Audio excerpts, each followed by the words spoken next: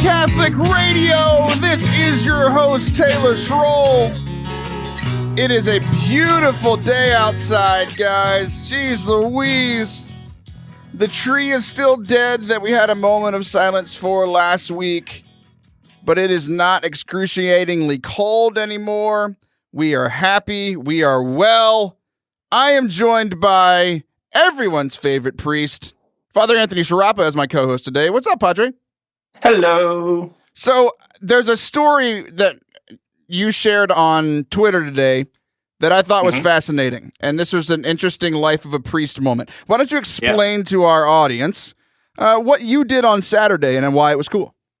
Yeah, so Saturday, I celebrated 5 different sacraments. What? Yeah, I know. So a lot of times you hear these priest stories about, like, you can do anything from having a funeral one day and the same day have a wedding and stuff. So that usually doesn't happen to me. But this Saturday, just everything worked out where I did a little bit of everything. So I had confessions on Saturday, as per the usual. And then interestingly enough, I wanted to check the Sunday Mass schedule because I'm terrible at schedules. I want to make sure what was in my phone was what was going to happen in reality. And I saw all of a sudden, oh, look, hey, I have a wedding that I kind of forgot about. So I jumped into that and did the wedding. Everything went well. I hope they're not listening. No. So everything went well. I'm very good at weddings. Then we had, Mass, Sunday Mass. Then we had baptism, which happened on a Saturday. That's the first Saturday baptism I've ever done. And it was beautiful, lovely. And after that, I got a call to go to the hospital to anoint someone. So at the end of the day, I had done 5 different sacraments. I'm very proud of you. Like, you did 5 sacraments, and in telling that story, you said the word Saturday, I believe, about 5 times. That was awesome. Nice. So you tweeted that out today, and I responded by saying, like, I was racking my brain. I was like, wait, didn't I play video games with you on Saturday? And the answer was yes. Yes, definitely. Well, I mean, it was a long day, and, finished the day with some video games. I prayed in the morning, so just so you know, I did pray. I had my holy hour in the morning. That's what I did in the morning. Well, I mean, you also prayed at Mass, and I would imagine, since you were kind of in charge of it. That pretty much counts. Yeah. That counts. I do think the Mass, as the source and summit of our faith, I believe that counts as prayer. So. Yeah, it better. It better. Okay, so happy Thanksgiving, by the way. That happened since we last talked. Oh, yeah, right back at you. So over Thanksgiving break, went and hung out with the in-laws. I got to see my parents, or my mom and my sisters as well. We went to the children's museum with our kids. Oh, it was phenomenal. So much fun. The day before Thanksgiving, I got some news that made me extra thankful for the season. Friends, family, listeners, strangers, I want everyone to know that this isn't just the normal Forte Catholic podcast and radio show that you are listening to. Ooh. This is the Forte Catholic show that is nominated for Podcast of the Year from the Fisher's Net Awards, dude. I was blown away. I know, exactly. We're all cheering. It's all very exciting. I couldn't believe it, dude. So I saw, I knew about the nominations, and then I saw that, the nominations were closed and that voting was opened. And I was like, oh, I didn't get an email or anything. I guess I didn't get nominated this year. That stinks. And then I go to vote to see who got nominated. There's a bunch of great Catholic podcasts out there. And I click on go vote on the podcast. They have categories like best podcast, best branding, best website, best YouTube channel, that sort of stuff. I click on vote for best podcast, and the first thing I see is my face pop up. I'm like, wait, I was nominated and no one told me. I'm really, really excited about it. So how this works is how in the US, you can win the popular vote, but not win the Electoral College vote. Yes. So I'm glad you know that. I realized that was kind of a pandering question as I was asking. Have you ever heard of the Electoral College, Father, or did you just learn about theology? I went to school. I went to high school. I know things too. I apologize for that for some reason. I didn't realize until after I said it that it was offensive, which is like most of the things that I say. Okay, so only half the offensive things I say are on purpose. So at one point, I was in the top 3 in voting, and you need to be how this works is kind of like the Electoral College. Similar. I was in high school, but it was a long time ago.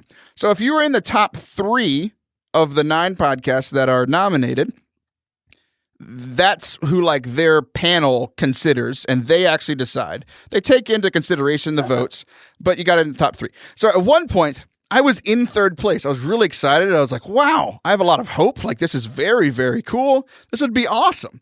And then Patrick Coffin and Matt Frad tweeted out about it.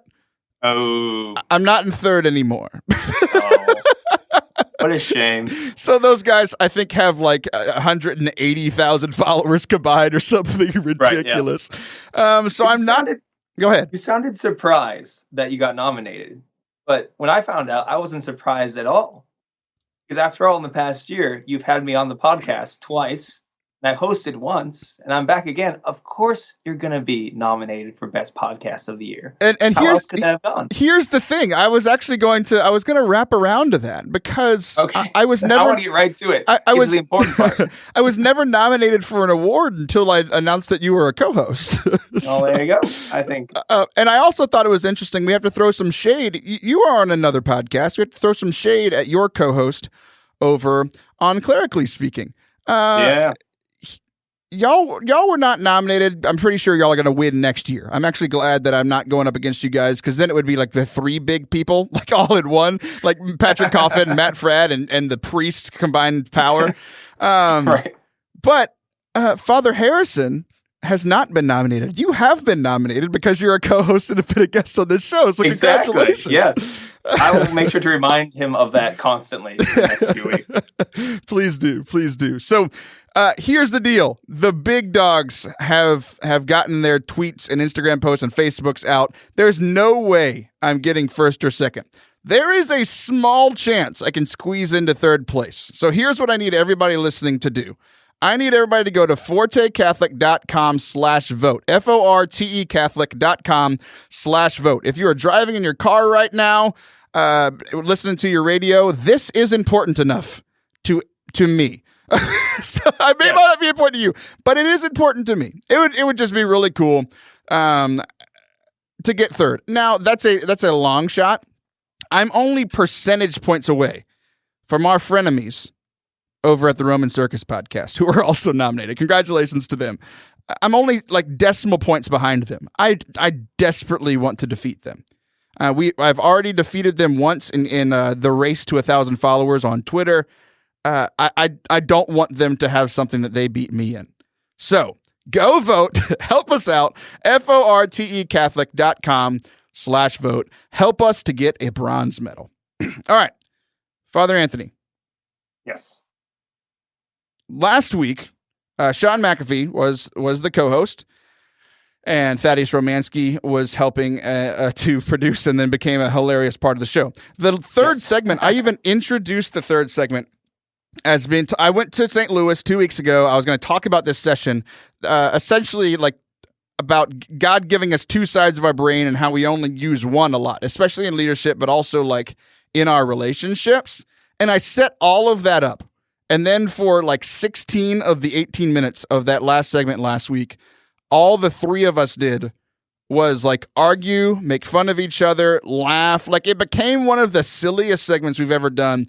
It was hilarious. We're talking about beautiful churches. Like, that's where we went. But then, like, everybody was just arguing about, like, history stuff. It became, like, it became chaos. It really was. It was a big mess. A good co-host would have kept that from happening, would have kept you guys on track. Man, you were just throwing so much shade at Sean. Got it. I love Sean. Yeah, we love Sean, too. But it was fun this week having you and him go at it a little bit. Because I pitted...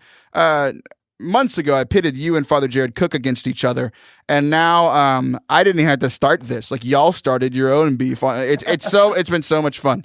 I might be too competitive when it comes to these things. I keep getting in beefs with various people over the internet about who's the best at this silly thing, and I just keep getting involved. I don't know what that says about me. Have you ever done the what is it called? The Strengths Finder test?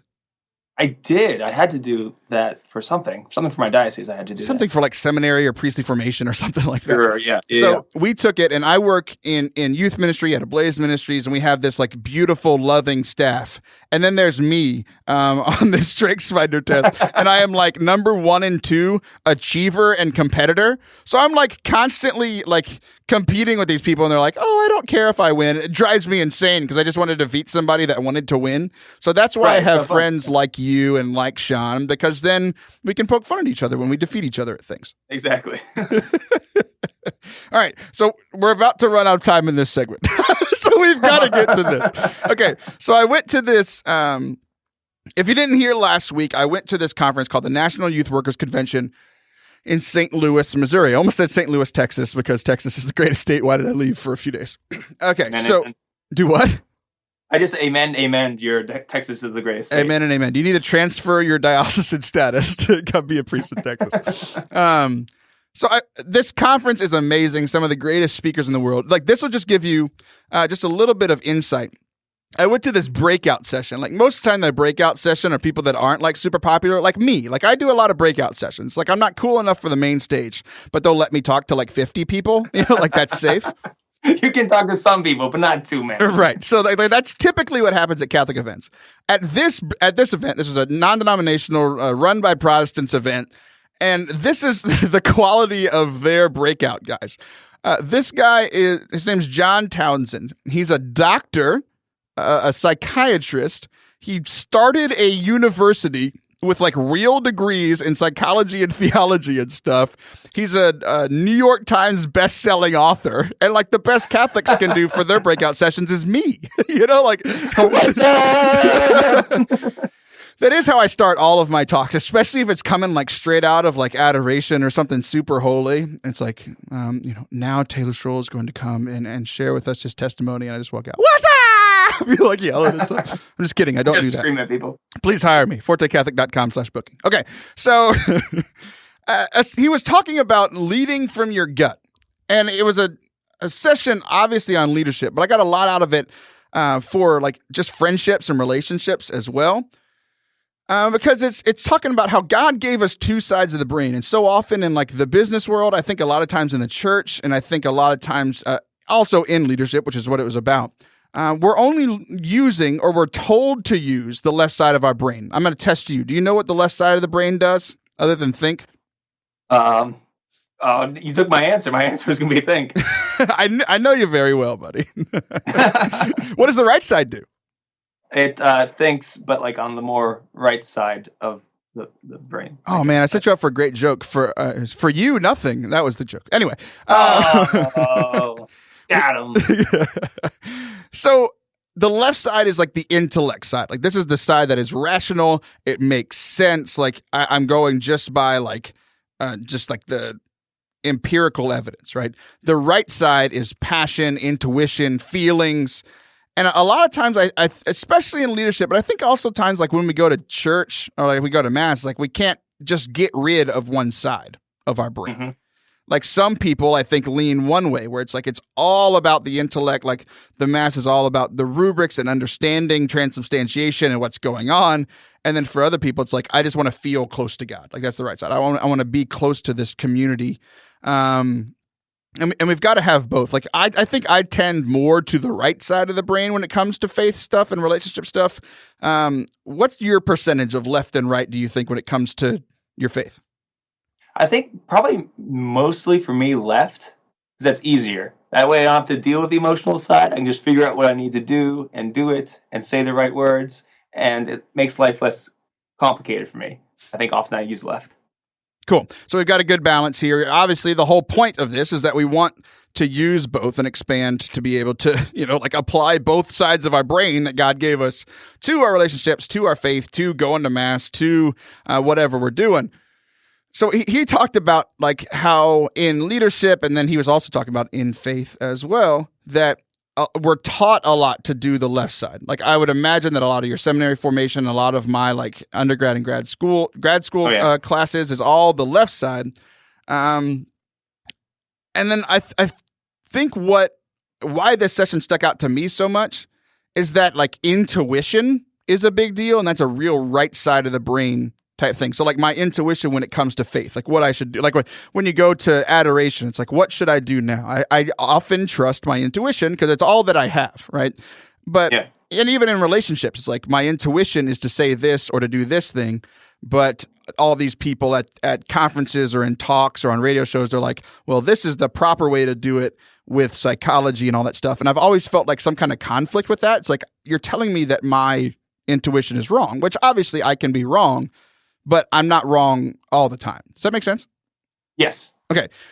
So he gave a definition of intuition that I really liked because a lot of my life is based off of intuition. Like the people that discern things for like 19 years, I'm like, I don't understand you. Like I made my decision 19 years ago, you know, like just do it. Just do it. So his definition of intuition was an instant opinion formed by 1,000 compressed experiences.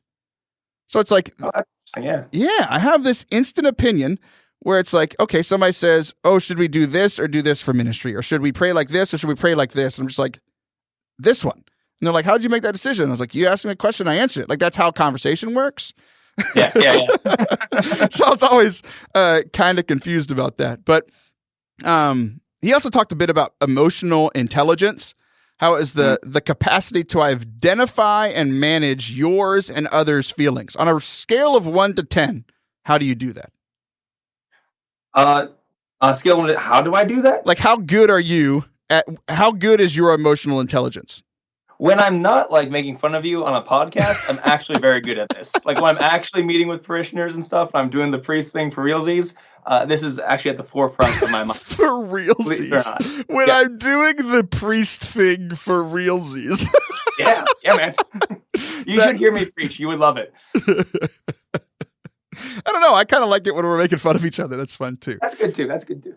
So essentially, this was where it came down to the relationships thing. I thought about this a lot, like for my marriage, and a lot with like the people that I work with, where he tells a story like that was like perfect, like left brain, right brain, and it was 2 parents. So there's a daughter who falls into a well. Okay, very sad story. She's okay. She's in the bottom of the well, and the mom comes over and says, looks down the well and says, honey, you are strong. You are good. You are a daughter of God. You are so powerful. Like you can do this. You can get out of that well. And then she walks away. It's like, wait, what? Doesn't help her. And then the dad walks by. She's like, help. And the dad walks by and he just jumps into the well. And the daughter's like, well, how are we going to get out? Like, you didn't bring like a rope or a shovel or anything? And he's like, he just holds her. Like, he gives her a hug. It's like, I don't know, honey, but like, I'm here with you and we're going to find a way out of this. Right. So like those were and like the guy asked the crowd, it's like, which one do you want? And almost everybody said the dad. Like, that feels right. And then it's like, okay, so you're just going to be stuck down there. Like there's not a good answer here. Like they're still stuck in the well. Like hugs are nice. Don't get me wrong. Hugs are wonderful, but like you're stuck in a well. What's going on? I'm going to do a really weird reference. Did you see Emperor's New Groove? Oh yeah. Okay. You know how like the llama and the man, like they're stuck somewhere and they have to climb up the mountain and they get like back to back and they climb up? That would be the only scenario where this would work. But here's a lot, like, despite living your life like the Emperor's New Groove, shout out to David Spade, who listens every week. I like it when people laugh at my jokes. It makes me feel good. Despite that reality, like if you only using your left side and your right side of your brain, whether it comes to your faith or whether it comes to like your relationships, you're going to get messed up. Like we've got to do both. You've got to be able to like, hey, it's okay that you're in the well. It doesn't ruin you as a person. Like I'm going to help you get out. I've got a rope here. Everything's going to be good. We're fine. And then you help them get out of the well and everybody's good, right? We've got to use both sides. So that was my thoughts on that. Any final like insights you have into this before we head over to break? It sounds like give people hugs, bring a rope. Yes, that is the new tagline for the show. So give everybody, what did you say? Give people hugs, but bring a rope. Give people hugs, but bring a rope. All right, guys, we will be right back For our second segment, we're going to be interviewing Michael Foley about drinking with St. Nicholas. What? Drinking on Catholic radio? Yeah, we'll be right back.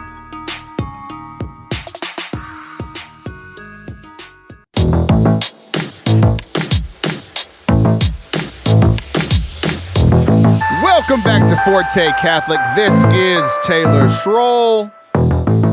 Today's co-host is Father Anthony Sciarappa, and we are joined by Waco's very best, Michael P. Foley.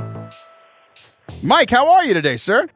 I'm doing great. How are you? I'm doing fantastic. Yeah, you're just right up the road in Waco. We actually broadcast in Waco, so our Waco listeners are really going to enjoy this. That's fantastic. I mean, not that the other listeners won't. I'm sorry to imply that. Exactly. I can walk down the street holding my head high.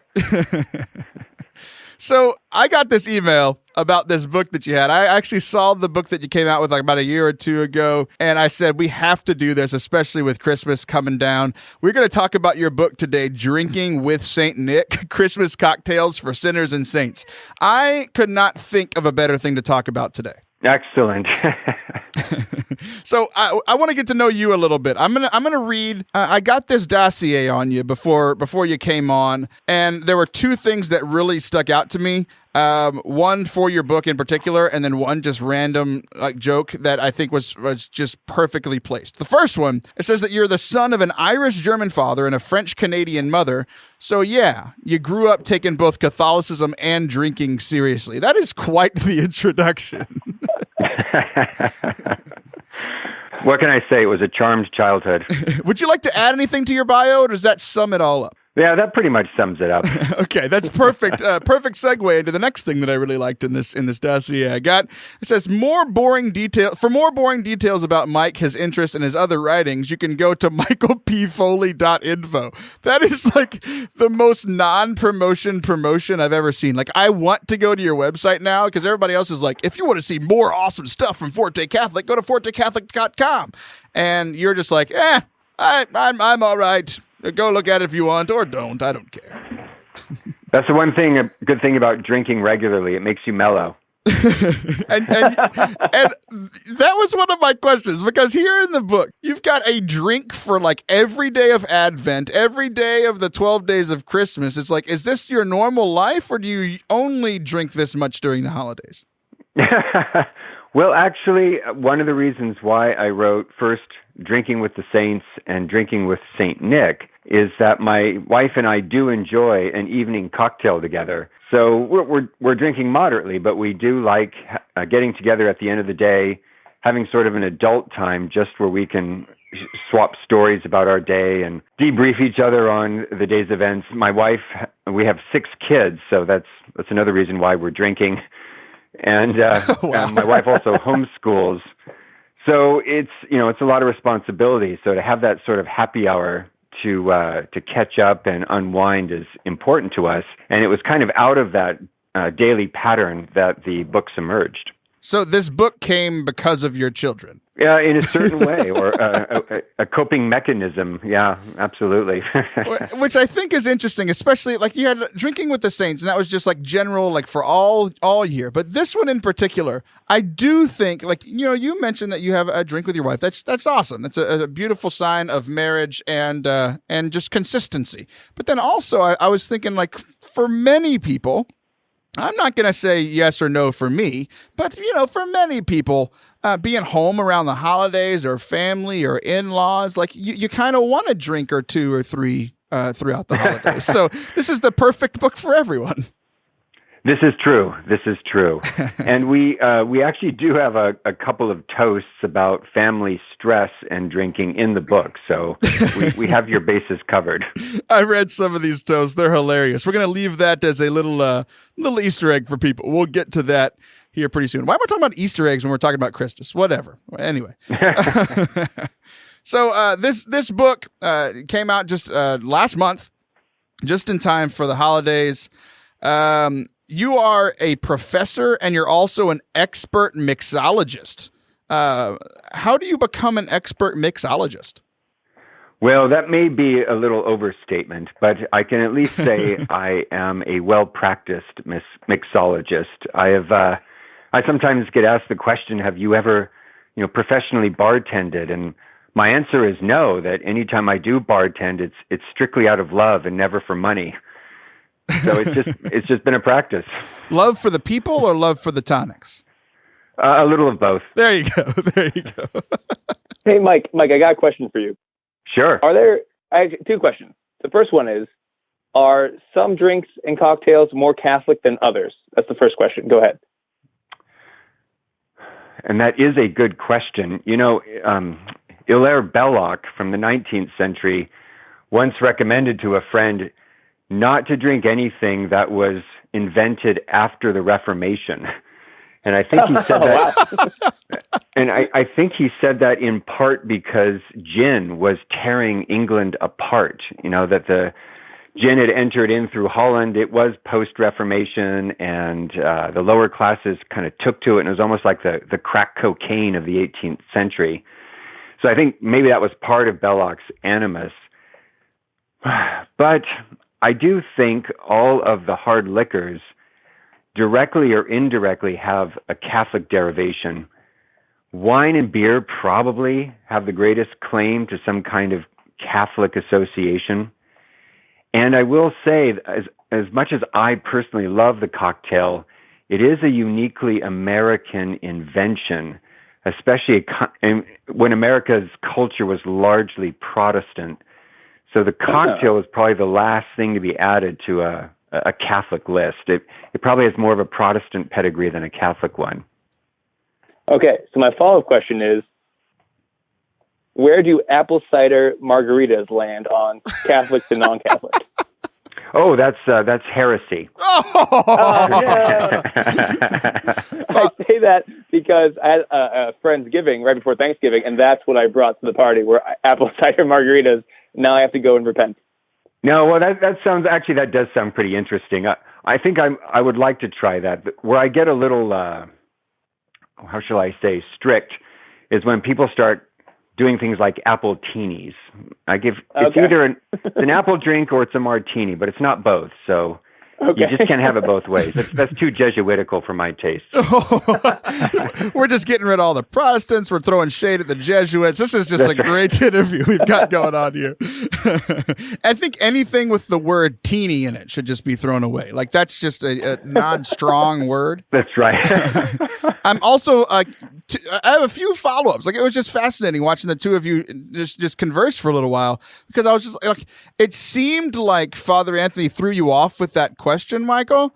You were like, oh, that's a difficult question. The first words you said were Hilaire Belloc. Like, where you just pulled that out of nowhere. Okay. Like, that was so impressive. You're like, oh, I was impressed too. You crushed that. Yeah. Whoa, look at this guy. He knows his stuff. He's like, I'm just feigning that I don't know what's going on. I'm in complete control of this situation because I'm Michael P. Foley. Okay. I also thought it was interesting. The first thing you said, like, don't drink anything after the Reformation. The first thing I thought was almond milk. It's like, almonds don't even make milk. Like, that should not be a thing that we're drinking because it came out after the Reformation. We should go back to drinking from cows.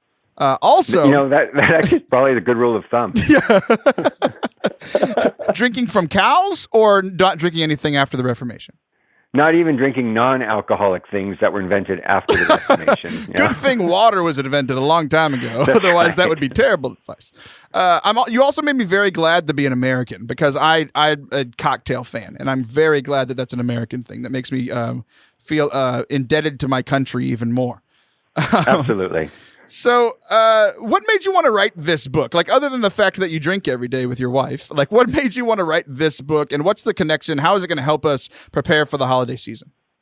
Well, I gave you one half of the equation, which is the daily happy hour with my wife, but the other half is our shared love of the liturgical year. We really love observing the feast days of the year with our family, bringing our kids up in a cycle of festivity. And so the idea was to bring the church calendar together with good bartending. And there are dozens of Catholic cookbooks out there in the market, and they're all very good. They pair food suggestions with different feast days, but there was basically no Catholic bartender's guide. So we did that for the entire year with Drinking with the Saints, and we're very happy to provide that now with Drinking with St. Nick, which provides drinks for every day of the Advent and Christmas seasons. So as you walk through this, you have all of these different cocktails and recipes, and there's some explanation of the Catholic connection. What is like your favorite two drinks that you came across, that you made, that you tasted throughout your entire preparation writing this book? Oh, there are a couple. Here in Waco, we've got Balcones Distillery. They make these fantastic whiskeys. They're only about 15 years old, but they're amazing. And they provided 3 original cocktail recipes for the book. So I would recommend any of those. But perhaps my personal favorite is the one for the Feast of the Immaculate Conception, the White Lady. This is an old recipe from the 50s, and it was a priest friend who actually recommended it. And at first I wasn't too enthusiastic about it because it's a little high maintenance. You have to actually beat egg white for about 5 minutes before you actually put it into the cocktail shaker.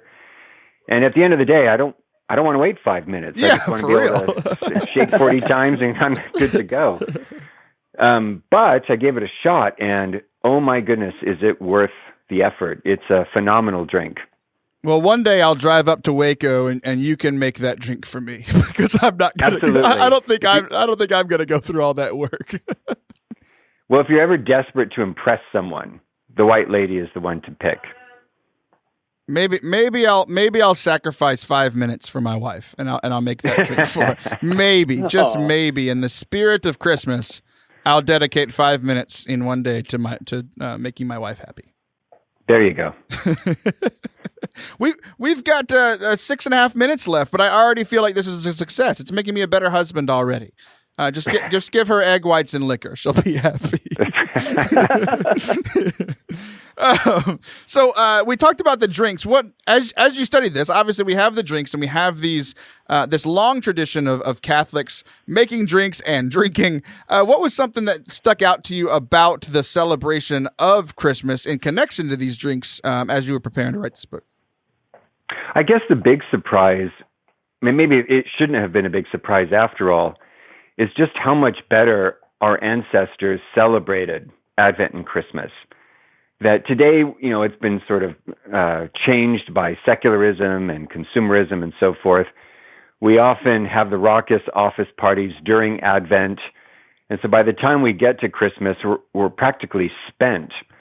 Whereas there is more restraint in the traditional observance of Christmas, and then when Christmas came, there were 12 uninterrupted days of merriment between Christmas Day and the Feast of the Epiphany on January 6th.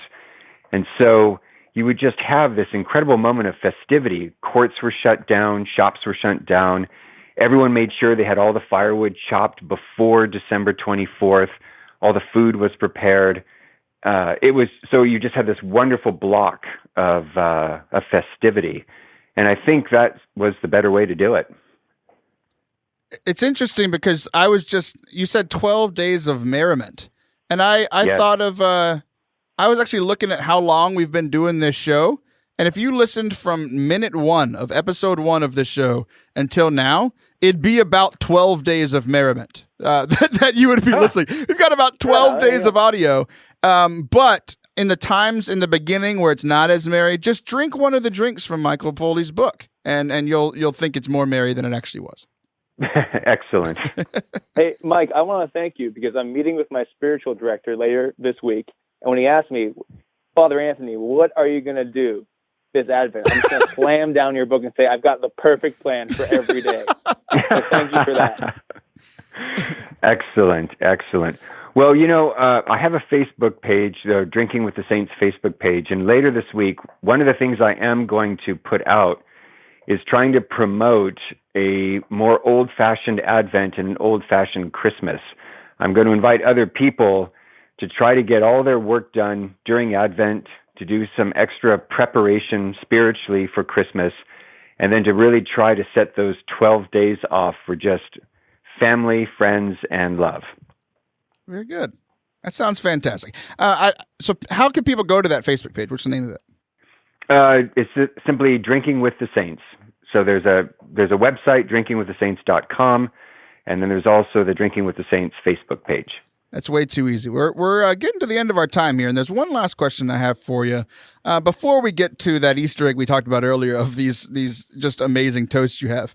So you said that some of the saints inspired some of these drinks. So you're telling me that there's a saint up in heaven that like invented a drink or was like the inspiration behind a drink? That's fascinating. Well, sometimes that is the case. The Catholic Church has had religious orders that have invented amazing beverages. The Carthusians invented chartreuse liqueur. The Trappists are still famous for producing the world's finest beer. So there are all sorts of historic connections between good alcohol and good spirituality. But you can get inspiration to have a drink from a saint in other ways as well. Sometimes just their symbol in Christian art can be enough to make you think of a particular beverage that you can toast to their honor. So it doesn't always have to be a strict historical kind of association.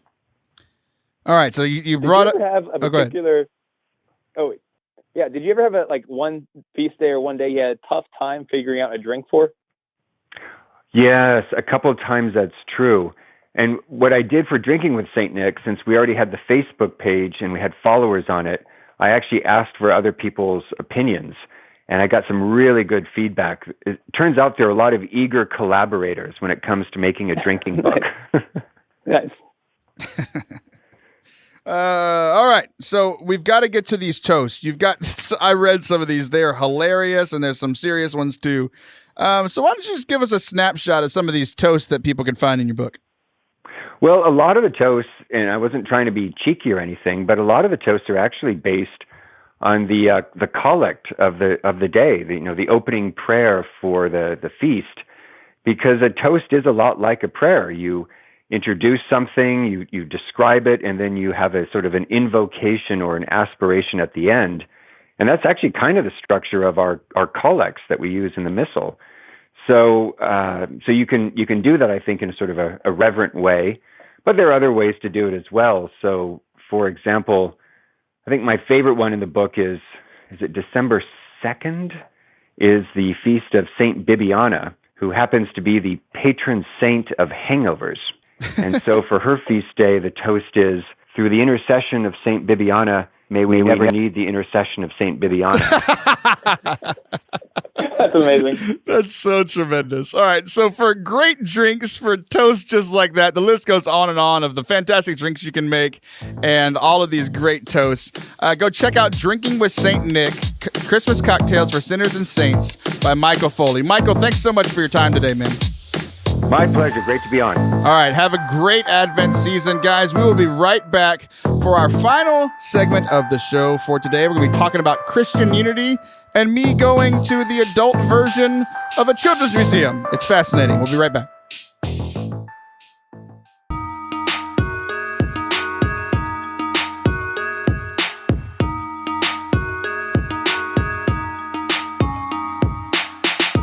Welcome back to Forte Catholic and our final segment of the day. We want to thank Michael Foley for coming on, telling us how to drink these holidays. There's nothing better than Catholicism, Christmas, and a few drinks coming together. It's great. Yeah. We're actually talking about coming together in this here segment, and I didn't even mean to do that. I'm accidentally good at my job. We're going to be talking about unity, but before that, I want to tell you two things. This all comes from this conference that I went to in St. Louis. And Father Anthony, you listened last week. You heard, some of the people heard last week's show. I started talking about everything that happened in St. Louis, but it was so much packed into 4 days that I wanted to take 2 weeks on the show to talk about it. Is that okay with you? Hey, it's your show. Go for it. Nothing feels better than those words, other than you laughing at my jokes earlier. That made me feel pretty good, too. I'm here for you, buddy. Thanks, man. So there's this thing. Have you ever been to St. Louis? I have never been to St. Louis. There's this thing in St. Louis called the City Museum.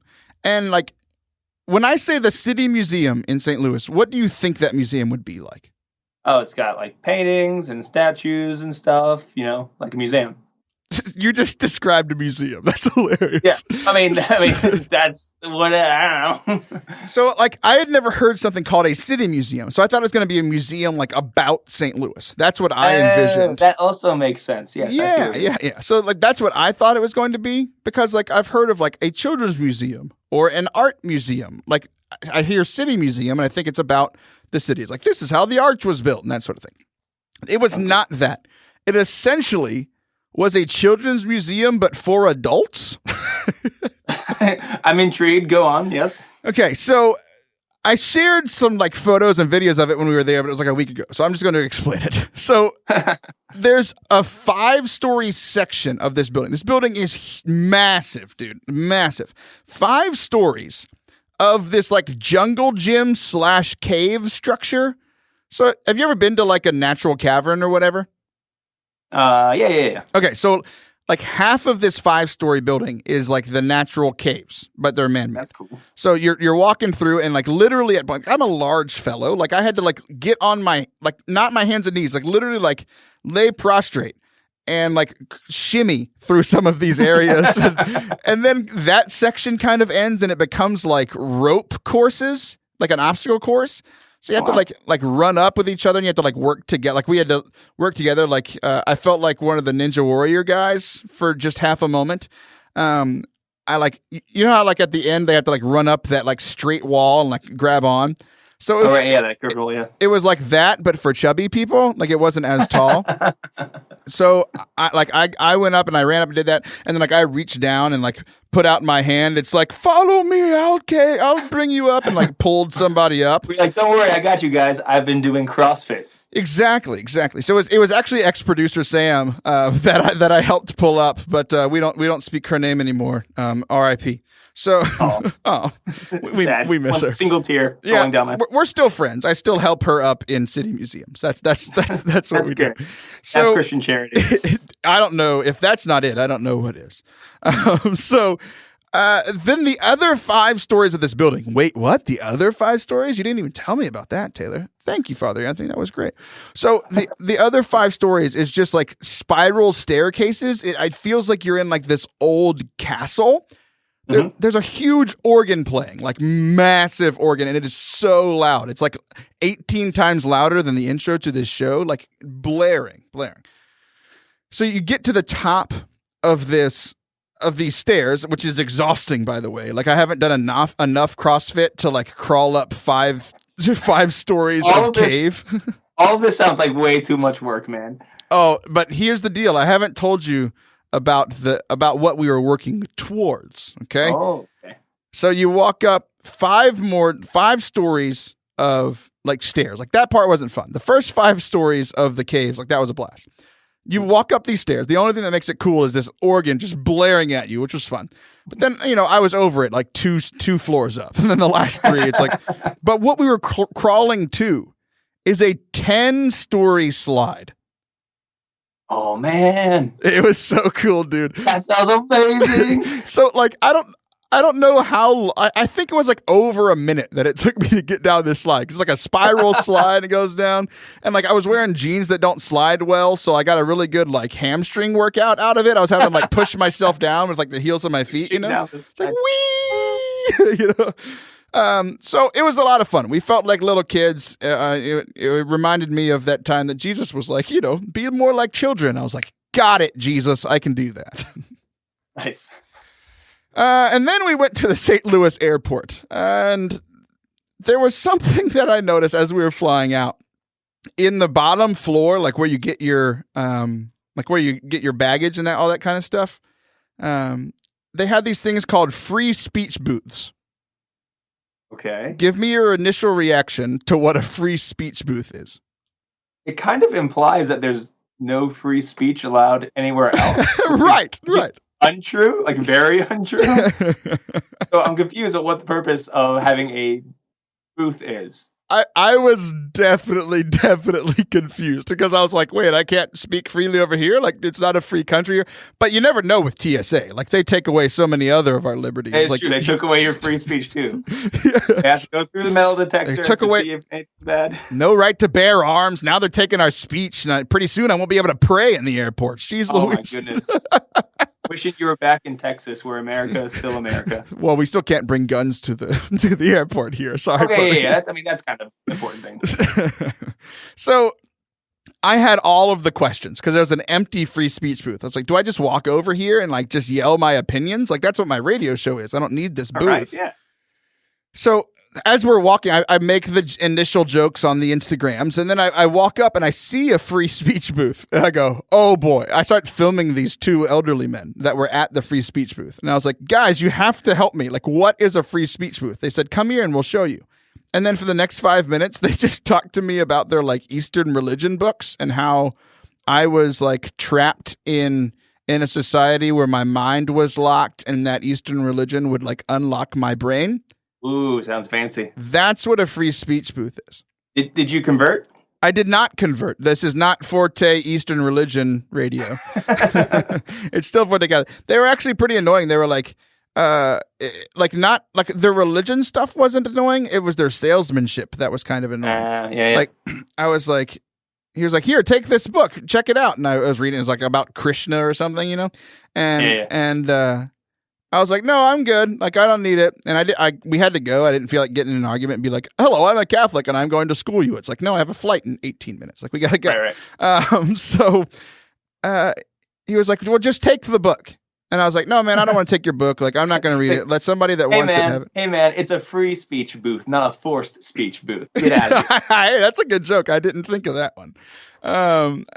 So he gives me the book. And I'm like, I don't want it. And he goes, no, please take it. Like, it'll be good. Like, he starts doing, like, ministry. Like, I think he's, like, doing, like, his version of ministry. Like, no, dude, like, I really need you to read this. And I start walking away. He's like, but we do take donations. I was like, for the books. Really? And I was like, no, dude, like, I don't want your book. And he's like, okay, you can have it. And I was like, but you just said there's donations. Like, no, it's fine. Go take it. And then I'm walking away with this Krishna book. And he's like, that'll be $10. I'm like, what? Really? I was so confused. That only confuses the free speech booth. Now, when I think of like a free speech booth as well, like I feel like the only people who are going up to those booths or manning those booths, they're kind of looking for a fight, right? Like you're going up there, like, hey, I got something to say, and I want to talk to you about it. Here's my booth. I feel like there's a confrontational aspect about that. Like, why can't you just like talk wherever? I don't know. So yeah, exactly. So I started thinking along the same lines. Like, I'm going to be ridiculous. Like, I'm going to go to the other free speech booth and just start yelling things like vanilla ice cream is better than chocolate. You know, like yes. just yelling. And then they were like, I was like, how did y'all just like show up? And they were like, this is the best part, dude. They said, no, you have to go check in with those agents over there and tell them what they're going to talk about and they'll approve it. I'm like, this is not a free speech booth. Like, this whole thing is a lie and a sham. Oh, man, it was ridiculous. That's awesome. All right, so the next thing in the airport. These are all just airport stories, dude. There was a place called Sweet Indulgences. Mm-hmm. And so I started taking a video, and I was like, this is just a terrible form of clericalism. Like, how dare there still be a place that's selling indulgences anymore? Like, making an obvious joke, right? Right, yeah. And then I post this on my Instagram story, and somebody replies saying, like, why are you being so mean to that priest? What, like, did you talk to him? And I'm like, what are you talking about? Like, yeah. And like in the video, there's a man buying candy at Sweet Indulgences because that's what it is. It's a candy shop. Mm-hmm. And they thought that man was a priest, and like I was yelling at him for selling indulgences. I was like, no. Well, okay. In their defense, that's not something you wouldn't do, though, right? Like, Father Jared is there just buying some snacks. You would totally make fun of him loudly at the airport. I would, but so I'm going to defend whoever didn't get that joke and didn't trust you. But that makes sense to me. That's kind of the point, though, is that I would do it to Father Jared, not some random dude in an airport. Like people who know me well, which is apparently not you, know that I don't talk to people in airports unless they're at a free speech booth. I specifically don't talk to anyone. Anyway, I digress. So we're going to talk about unity now. What a transition. Okay, so at this conference, this lady comes out because it's multiple denominations. Like it goes from there's a contingency of Catholics, Baptists, non-denoms. I even like one year at this conference, I got to sit down with some Mennonites, and I was just like, man, like how is Robin Hood? And they said that's Men in Tights. I was like, oh, I'm so sorry. I thought that was I thought that was very different. So wait, you want to boo or do you want to hear this? There we go. Yeah. So we're at this conference and she's talking to this group of people from literally I would dare to say most of the mainline Christian denominations, right? So talking about unity in that context would be a pretty daunting task, I would imagine. So Yeah, no doubt. it was interesting where she went, and it was the story of Barnabas in Acts of the Apostles. And Acts of the Apostles, like it's kind of embarrassing. Acts of the Apostles is one of my favorite books, but yet I did not know this part of the story. She brought out some really interesting things. So, Barnabas, do you know what that name means? I did not, so you won't look bad if you don't. That's something to do with father. Abba, right? That's kind of what I thought too. It's like encourager, right? Like I think it's like encourager of the brethren or something like that. But the main word in there is encourager, and that was not his name. He literally got that name because he was so encouraging. Like, wow. I forget what his other name was, but they were just like, oh yeah, that guy's the encourager. Like that's his job. And like, that's imagine if we still did that. Your name would be the bad joke maker. The bad joke maker name that you would have. Okayus priest. Have you talked to Okayus priest? Oh man, I wish I could remember that quote you had earlier. Oh man, I would totally throw it in your face right now, but I'm not smart enough. So, Barnabas was the encourager. And here's the deal. He was sent to the church, the same church where Paul had Stephen killed. You've heard this story, right? Like Paul was there. Yes. Yeah, I would hope so, right? Paul has a great turnaround. Things, get better for him. Yeah, they don't change his name, but everybody thinks they did. Go look it up. So Paul was there when the first martyr was killed. That always kind of bothered me. Wasn't Jesus the first martyr? Anyway, that's not the point. First, maybe second martyr, Stephen. And Barnabas and Paul are partners in this ministry. And they go, or like, Paul can't go to this church because the last time he was there, he killed their leader. Like, that's not a good place that you should go, even though you've had this conversion. Paul gets sent to this church and vouched for Paul. Like, that was his job. It's like, hey, guys, like, I know that Paul killed, like, your deacon, but he's cool now. He's not doing any more murders, I promise. No more murders. So Barnabas is at this church for a year, encouraging these people, vouching for Paul. Eventually, like he changes their mind, and like Paul goes there and he's able to do ministry there. And it's like, geez Louise, I am not that encouraging.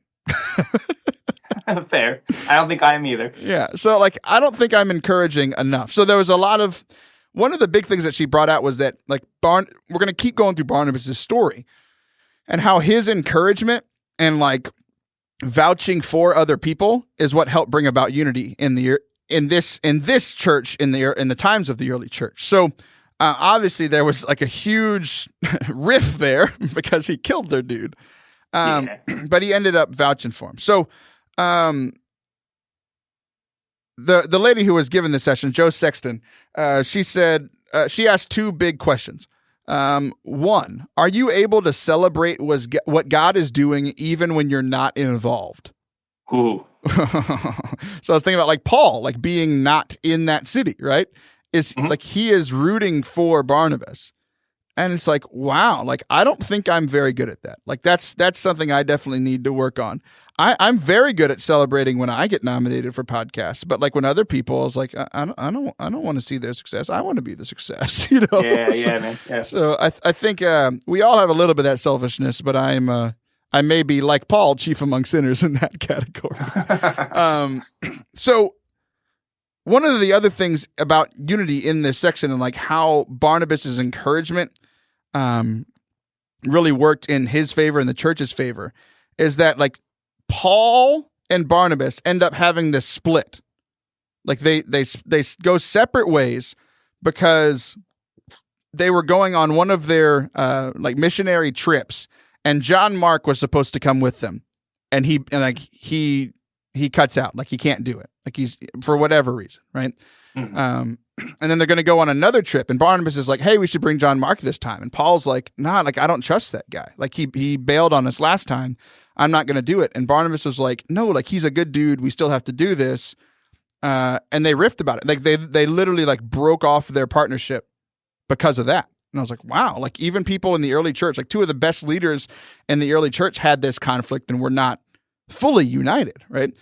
Yeah. And over the course of time, like Barnabas continued to stand up for John Mark. And so much so that at the end of Paul's life, when he's writing one of his other letters, he is like begging John Mark to come be with him. Like he's like, I want to be reunited with you before I leave.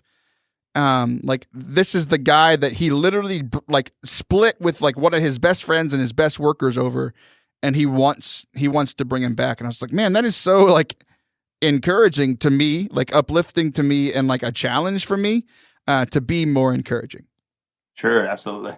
So I want to encourage you because you're awesome, and I love you, and people love you. Is it working? Are you good yet? Oh man, I feel really good. Yeah, I feel like helping bring about some unity right now. All right, let's do it. Oh man, we're out of time. No unity today, but maybe tomorrow. I'm just kidding. Hey, thanks so much for coming on today. You're a good person. All right, guys. Hey, so are you, Taylor. We will be right back next week. We won't be right back. We're coming back next week. Y'all have a good one. Say it. Hello, friends. You made it to the end of the podcast. Congratulations. Now, here's the real deal. If you listened all this way, it means that you liked it in some capacity. Here's what I need you to do. Take 30 seconds before you listen to the next episode. Search in your iTunes or wherever you are listening to this podcast. Search for Forte Catholic. Go give it a review. It'll take you 30 seconds and will help me out a lot. And it'll help you help others make Catholicism fun again, which is essentially like evangelizing. So you're off the hook for that today. If you give me a review, go do it. Otherwise, I will be sad. Oh, have a good week.